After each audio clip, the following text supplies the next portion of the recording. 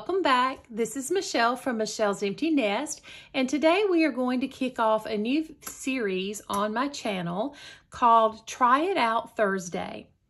So my plan is to come to you on the first Thursday of every month using a product, a tool, something in my craft room for the very first time.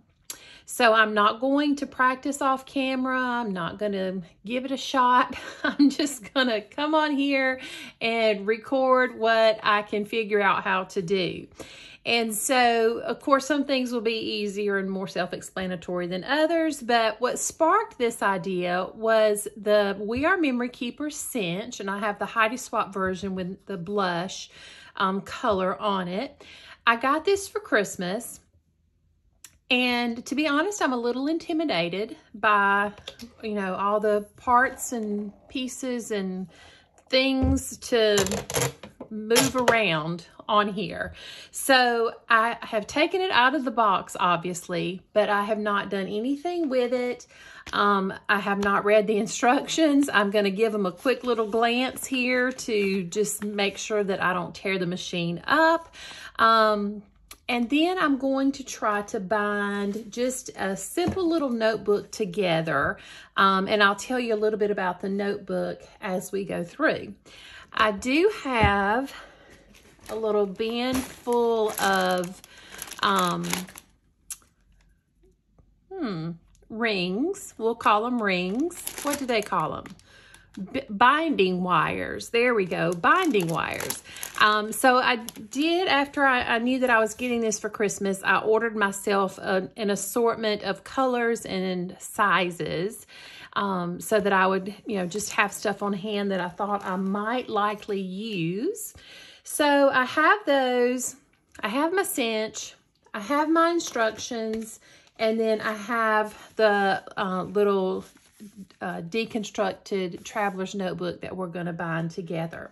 So I'm going to go ahead and put you on fast forward and see if I can figure out how to use this We Are Memory Keepers cinch. Okay, so I'm going to take a quick look at the instructions, and I scared myself to death right there. When I let the strap go, I didn't realize the handle was going to just fly up like that, so I did scare myself just briefly.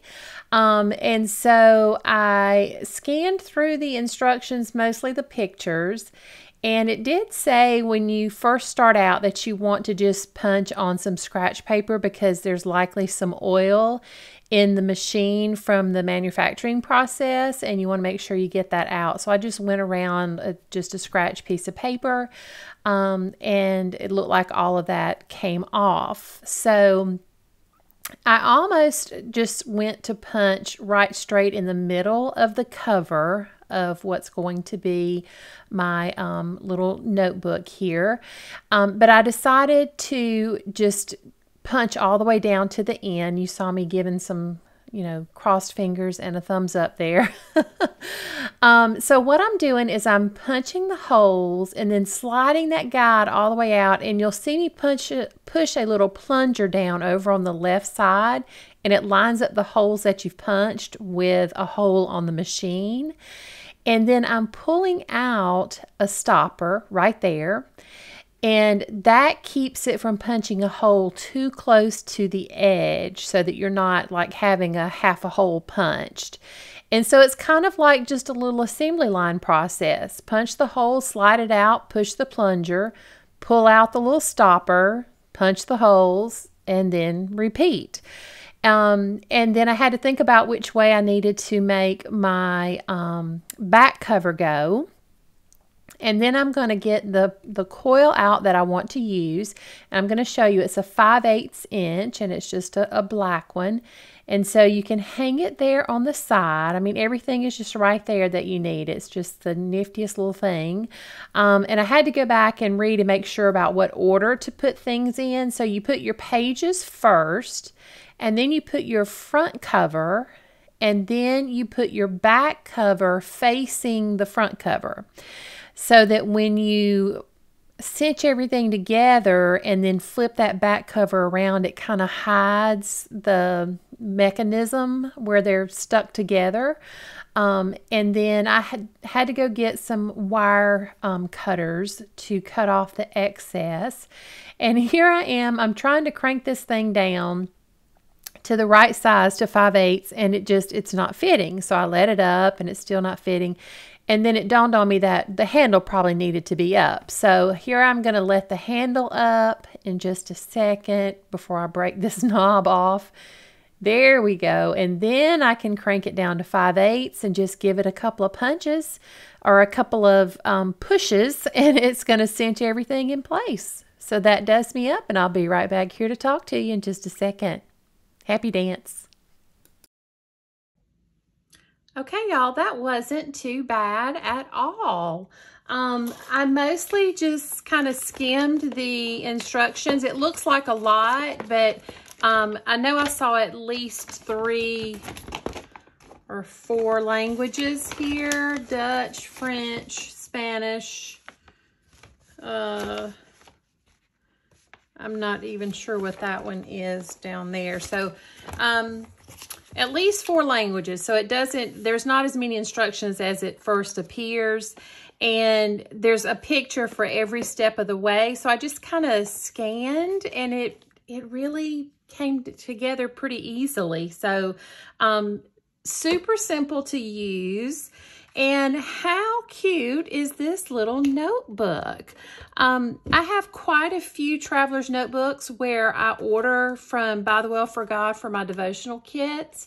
And a lot of times I'll order the extra journals that they sell that coordinate with them, but I don't always need all 4, obviously, for one devotional a month. So I have a little stash of them, and I thought it might be neat to have one that was a little more notebook-like, you know, with binder rings, or what were we calling it? Binding wire. I'm going to get it right here in a minute. So I just chose the black. That was the best option I had, which I think looks fine.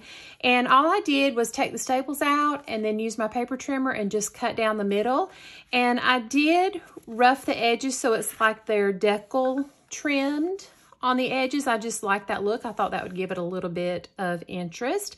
And so I can use this as just kind of a, you know, a notepad to jot down quick ideas or grocery list or something, or actually use it, you know, still as a TN. So you did see that I needed to go off and grab my wire cutters. Because my project, being a traveler's notebook, is only about 8 1/4 tall, and these are 12 inches. But I guess if you wanted to make a little small notebook, or even like a little top opening, that would be cute. You could save the part that you cut off and use that. So I'll put it back in my basket for later. And other than that, that was the only other thing that I needed. So very excited that I've got this. I think it has a lot of potential, and hopefully you could see that it really wasn't that hard to use. So let me know down in the comments below, do you have a cinch? What do you use it for? And do you think you use it as often as, you know, maybe you could, or would you like to use it a little more often than you do? So let me know. Let's have a little conversation down in the comments. And I thank you so much for stopping by today. I appreciate it more than you will ever know. If you enjoyed the video, I would love a thumbs up, and please hit that subscribe button if you haven't already, so that you can become a part of my little YouTube family. I have lots of plans for us in this year ahead, and so I'm so glad you're here with me. I'm so thankful for you as we take off into 2022, and until I see you in the next video, take care of yourself and do something good for yourself. And I'll see you soon. Bye-bye.